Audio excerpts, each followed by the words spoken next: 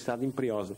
Daí a importância desta tal reinvenção que deveria começar, a meu entender, pela definição com algum rigor do que é o Estado Social. Porque o Estado Social tem servido, sobretudo, para a polémica política e ideológica e, ainda por cima, pouco fundamentada até do ponto de vista ideológico. Não é? Como se as coisas se resolvessem numa dicotomia extrema entre o Estado e o mercado. Quer dizer, e não tem nada a ver o Estado Social, e a responsabilidade do Estado Social aqui é do Estado, enquanto organização, expressão da nossa organização coletiva, mas é seguramente de cada um de nós, é seguramente das organizações que, um pouco por todo o país, vão desenvolvendo, às vezes em condições de grande dificuldade, um trabalho excepcional de apoio a quem mais precisa e aos mais vulneráveis.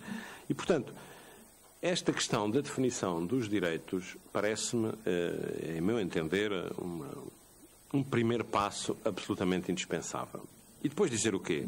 Separando aqui, como tentei fazer no início, esta dupla dimensão daquilo que é a proteção no sentido seguro, ou seja, aquilo que cada um de nós contribui para construir como resposta, e aquilo que são as políticas mais caracterizadas por serem políticas de solidariedade, eu tenderia a considerar-me nestas últimas, porque penso que é aqui que, sobretudo, se joga muito daquilo que é, depois tudo o resto tem a ver com o modo como entendemos a segurança social, que papel para a segurança social pública, que papel para os privados, o patamar, sim ou não, de pertença ou de proteção, como dizia o Dr. Bagão Félix, naquilo que muitos chamam o tal opting-out, na possibilidade de podermos estabelecer tetos para a proteção associados ao rendimento de cada um, mas eu tenderia a concentrar-me nestas questões da solidariedade, porque penso que são muito consumidoras de recursos. E uma questão que se coloca aqui desde logo é nós lá alterámos recentemente as condições de recurso para acesso às prestações não contributivas. Ficaram de fora, curiosamente. E só pode haver razões de natureza política para isso, ficaram de fora tudo o que são complementos sociais das pensões. E os complementos são atribuídos relativamente às pensões mínimas, a compensação para as pensões mínimas, independentemente da avaliação dos rendimentos de que a pessoa disponha. Ou seja, há uma pensão mínima que está estabelecida em função da carreira contributiva, da sua duração e da sua densidade, e essa pensão mínima funciona como elemento de referência que o Estado compensa, neste caso a Segurança Social, através de recursos que recebe do Orçamento de Estado, compensa relativamente à sua pensão calculada de acordo com as regras, que é sempre mais baixa do que a pensão mínima. E esta compensação é atribuída independentemente dos recursos de que a pessoa disponha.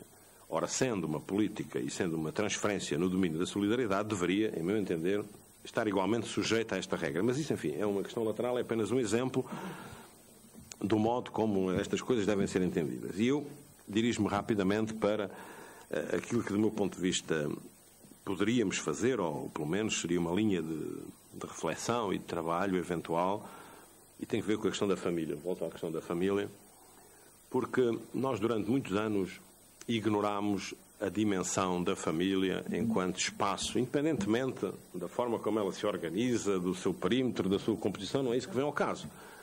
O espaço familiar em si próprio como espaço por excelência de crescimento, de desenvolvimento e como recurso essencial de cada cidadão.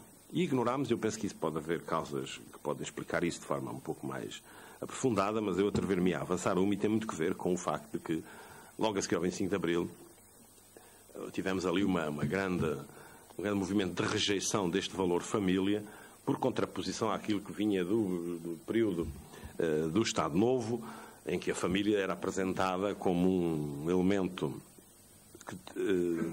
do máximo valor e quase sempre associada à reprodução dos elementos mais conservadores, daquilo que pudessem ser os costumes e a forma de pensar a sociedade. E, portanto, houve uma rejeição que levou a que essa mesma rejeição se traduzisse também ela própria naquilo que tinha a ver com o desenho das políticas. E, portanto, ignorámos durante muito tempo isto. O exemplo, para mim, mais vivo desta ignorância, se quiser, é o que tem a ver com as crianças em risco, porque nós preocupámos-nos sempre em acautelar, ou pensando nós que acautelávamos os direitos das crianças, retirando-as às famílias, retirávamos-las, acolhíamos-las, não fazíamos nada com as famílias e ao fim de 3 ou 4 anos já lá estavam mais 3 ou 4 crianças que nós tínhamos que retirar num esforço e num movimento permanente, diria, por força de ignorarmos aquilo que é esta dimensão crítica que tem a ver com a qualificação do espaço familiar e com a qualificação da sua capacidade de suporte ao crescimento dos seus membros. E isto tem e deve ter, em meu entender, uma consequência óbvia, que é, cada vez mais, anteontem estava com o Dr. Luís Barbosa numa sessão em Évora, ele dizia uma coisa com uma piada que é, e que vem de encontro àquilo que eu vou tentar dizer, que é que os apoios cada vez mais devem ser feitos à medida. Ora, este feito à medida só pode encontrar um referencial adequado no espaço familiar, na minha opinião. E é por isso que, pessoalmente, defendo cada vez mais que nós deveríamos, a partir deste pressuposto, ou seja, o destinatário central das políticas de solidariedade deve ser cada cidadão, mas entendido como integrado num espaço familiar e, insisto, independentemente do tipo de família de que estejamos a falar. Isto pode significar o quê ou deveria significar o quê em termos práticos? Porque cada vez mais nós deveríamos tentar dirigir os apoios a partir do conhecimento aprofundado que temos deste espaço familiar. A lei que temos hoje em vigor sobre a nova condição de recursos é um passo em frente desse ponto de vista. Ou seja, da informação consolidada sobre os agregados, quer do ponto de vista da sua composição, quer do ponto de vista dos seus rendimentos. Naturalmente, depois, as soluções que foram encontradas a seguir para se repercutir nas prestações merecem toda a discussão e, eventualmente, merecem uma boa dose de discordância. Mas isso é outro tema. Agora, nós conseguimos fazer isso e, portanto, do meu ponto de vista, o Estado deveria assumir que há um limite para o seu apoio às famílias, seja ele qual for. O limiar da pobreza, um limiar mais baixo que se defina, seja ele qual for.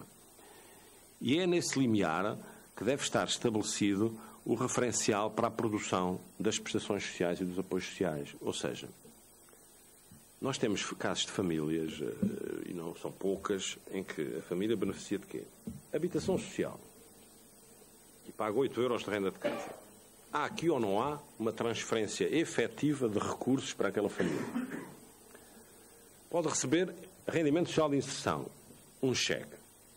Digo cheque para facilitar, porque não é cheque. Pode receber complemento solidário para idosos, se lá tiver um pensionista. Recebe abono de família. E tudo isto são cheques diferentes, que todos os meses chegam àquela família. Perdendo nós, ou tendo nós uma grande dificuldade em olhar para a família, insisto, como unidade central da nossa organização social, e perdendo com isso também a possibilidade de perceber qual é a intensidade do esforço que estamos a dirigir a cada família. Onde é que eu quero chegar? E para tentar abreviar.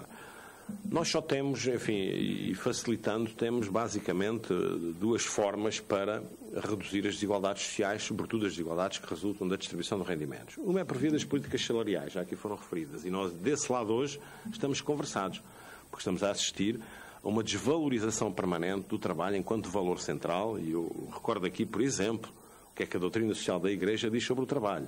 Hoje assistimos a uma desvalorização crescente do trabalho enquanto valor associado à nossa condição humana, para assistirmos a uma financiarização, nem sequer se essa expressão existe, do valor trabalho, em que o trabalho não passa de um fator de produção associado a tantos outros. E perde-se aqui esta noção, é a OIT que o diz, é a própria Igreja que o diz, nas variadíssimas encíclicas. Penso que o único Papa que não se pronunciou sobre isso até agora foi o Bento XVI, ainda, eventualmente, sobre essa questão, ou pelo menos se pronunciou, eu estive desatento. Na Caritas, mas pronto, eu penso que não foi tão longe, de alguma maneira, como foi Paulo VI, como foi João XXIII, naquilo que foi a definição, o próprio João Paulo II. Mas isto para dizer que desta dimensão do combate às desigualdades de rendimento, a dimensão das políticas salariais está claramente posta em causa. Ou seja, aquilo que tem a discussão hoje em Portugal, na discussão sobre o salário mínimo, enfim, deveria fazer-nos refletir muito sobre para onde é que estamos a caminhar nesse lado da valorização e daquilo a que a própria OIT chama o trabalho decente ou o trabalho digno. Não é? Isto tem que ver muito com isso, tem que ver com a remuneração justa de um bem essencial à condição humana, que é o bem de trabalho, e não é por acaso que um dos direitos essenciais é o direito ao trabalho, não é? O domínio dos direitos sociais. Não é só para estarmos ocupados, é porque isso nos completa, isso nos acrescenta valor e, de alguma maneira, permite que tenhamos, por uma remuneração justa desse trabalho, tenhamos uma vida de plena participação na comunidade. O outro instrumento é o das transferências sociais. E aqui é que eu assento um pouco daquilo que queria deixar-vos. As transferências sociais, se as entendermos neste espaço ou como tendo como alvo essencial a dimensão familiar, deveriam ser transformadas numa única prestação para cada família. Ou seja, nós devíamos acabar com todas as prestações que temos, não contributivas, naturalmente, é aí que estou, é nesse domínio que estou, as prestações de solidariedade, criar aqui uma prestação única para todas as famílias, para cada família, e que seria desenhada a partir do tal referencial que nos cabia discutir e que seria desenhada em função das condições concretas daquela família. Porque a gente vê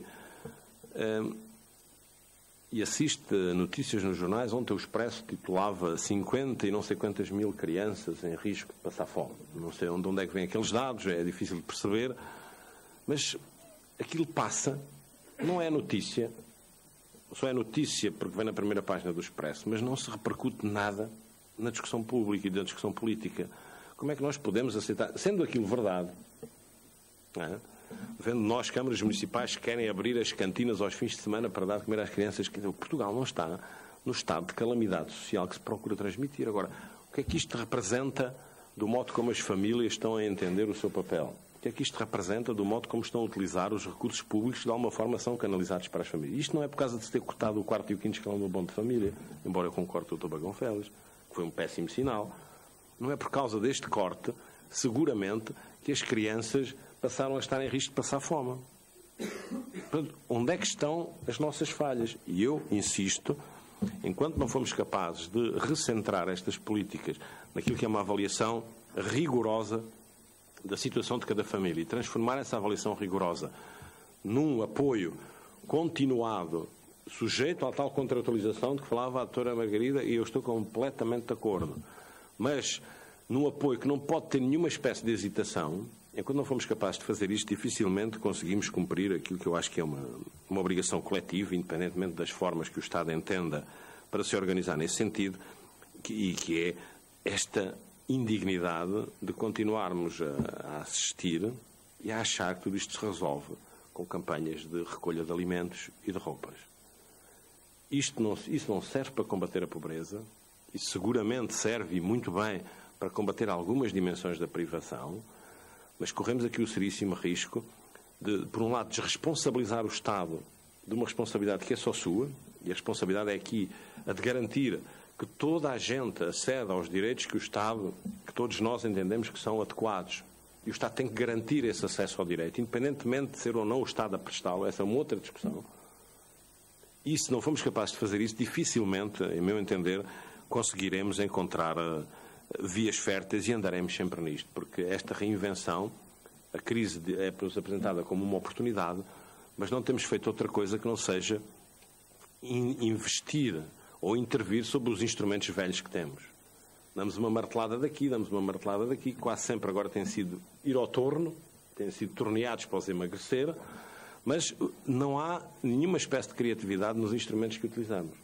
Eu acho que está na altura de partir de uma discussão séria, que naturalmente tem contornos ideológicos e permite que haja aqui perspectivas diferentes sobre o seu perímetro, mas de uma discussão séria sobre o que é que entendemos que quer ser o nosso Estado Social, nas suas várias vertentes, e a partir dessa discussão sermos capazes, de facto, de encontrar instrumentos novos que preservem aquilo que é central na nossa organização coletiva, o que devia ser, que é cuidar do bem-estar de cada um dos seus membros e não assistimos àquilo que assistimos hoje, que é uma inversão completa destes valores. Ou seja, nós temos um sistema financeiro que tem responsabilidades óbvias em toda a situação que está criada no mundo inteiro.